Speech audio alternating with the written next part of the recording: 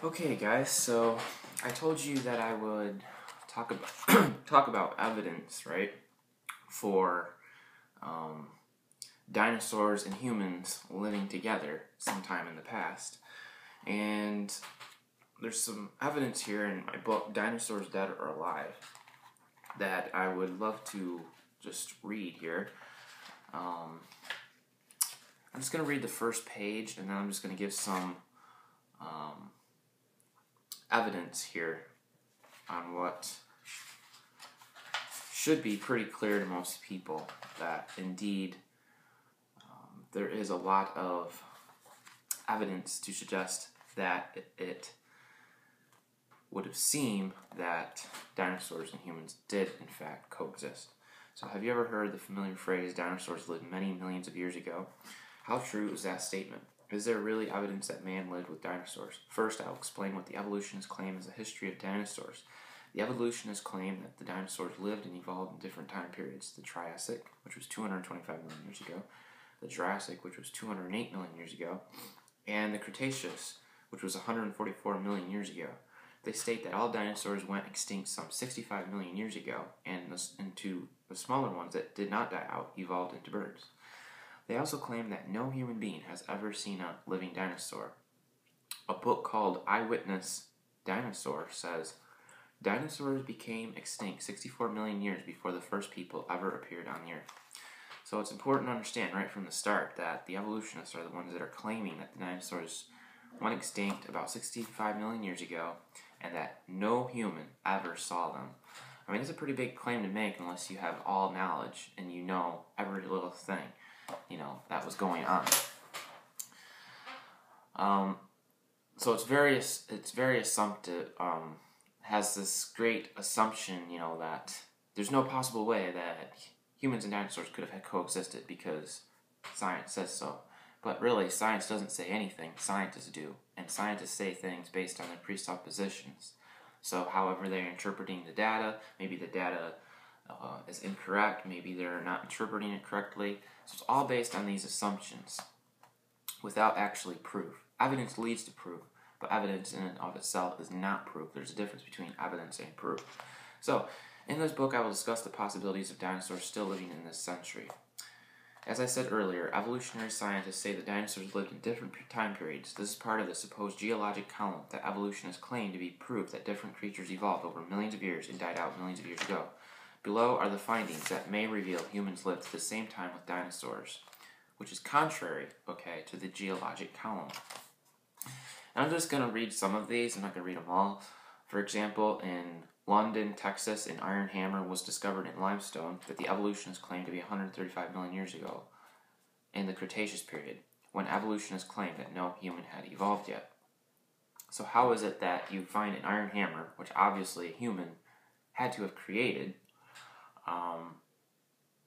which they dated to be 135 million years old, which would have put that in the Cretaceous period with the dinosaurs. So from their very own discovery, it's actually contrary to what they've claimed, in that humans and dinosaurs did not coexist. You have a human leg bone that was found in 1877 near Eureka, Nevada. Evolutionary scientists had stated the rock was from the Jurassic period, around 185 million years ago. So here we have clear evidence that they found a human leg bone, they dated it to be around 185 million years ago, so clearly it was in the same age as the dinosaurs. In 1896, an American anthropologist found a fossilized human footprint in stone dated to be 150 million years old in the Cretaceous period. It was discovered near Parkersburg, West Virginia. In 1926, near Billings, Montana, people in a mine found a human tooth in rock that was dated to be 30 million years old, when humans had supposedly not evolved yet. In Pershing County, Nevada, in January of 1927, a print from the heel of a shoe was revealed in rock that evolutionists date to be 225 million years ago, in the Triassic period. William J. Meister of Delta, Utah, found a slab of rock that shows two 10-inch shoe prints with a trilobite smashed under one of the heels. Evolutionists claim that man was not around when trilobites were alive. Interestingly, there are photographs taken at the bottom of the ocean that could show living trilobites. A petroglyph painted on a rock in Natural Bridges National Monument in Utah was found that displays a dinosaur. It is thought to have been made by the Anasazi Indians in the 14th to 15th century.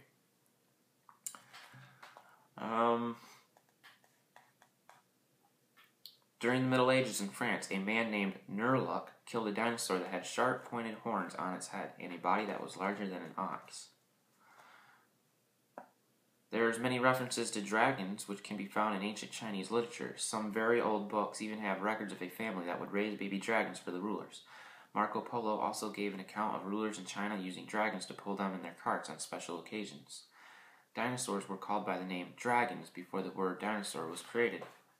And that's important to understand because in the late 1800s was when the first use of the word dinosaur was actually coined. Prior to that, people understood these creatures to be dragons. And of course, the depictions and the understanding of dragons match that of dinosaurs that we know of today. So I really don't see any good evidence to suggest that humans and dinosaurs did not coexist. When you're actually looking at the evidence, the historical evidence, the archaeological finds, it becomes pretty clear that there's a very strong case to suggest that indeed humans and dinosaurs were in fact living together. And I mean, there's a lot of other evidence. There's people that think that there could still be actually a living Bronchosaurus, a smaller version of one, living in the Congo, which the natives call Mokele Mbembe. And there's been a lot of expeditions there, and they had a sonar, and on one of the expeditions, they found these large creatures underneath the water, but they don't know what they were because they were so large, and the Congo River is so dark and muddy, you can't really see the bottom of it. So, and it's very large and very deep. And then they also found these like caves in the side of the hills, on the banks, that looked like something had dug its way in there. And on one of the expeditions, one of the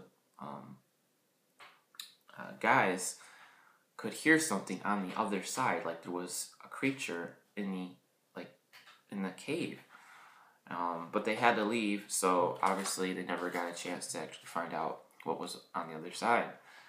But when they take pictures of animals and show them to the natives, they right away point and say, yes, we have that animal, which they're actually pointing at a dinosaur.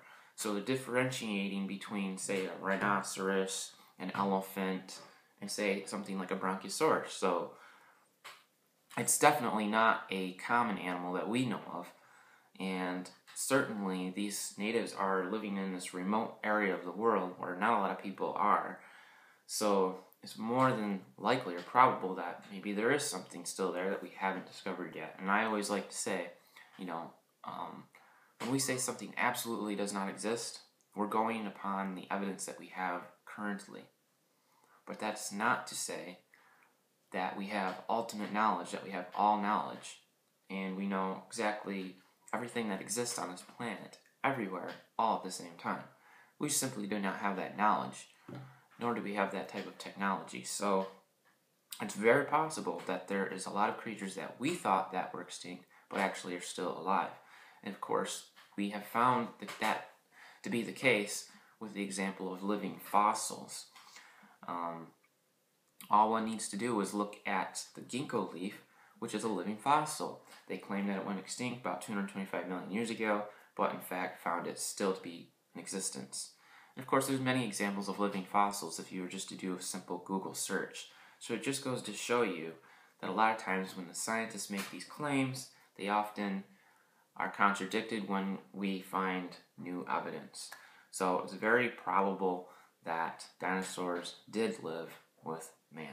Thanks. Oh, and I should just mention that I have a whole playlist of dinosaurs here on YouTube, and I would really encourage you guys, if you want to know more, you want to see pictures, and you want to see scientists talking about all of this, definitely look at those videos, because they're really enlightening, and I think that after you watch them, you should see that it is very probable that humans and dinosaurs could coexist, and that there's a lot of things that are suppressed in the public school system that people just simply do not hear of, because I, for one, never heard any of these things mentioned when I was in the public school system.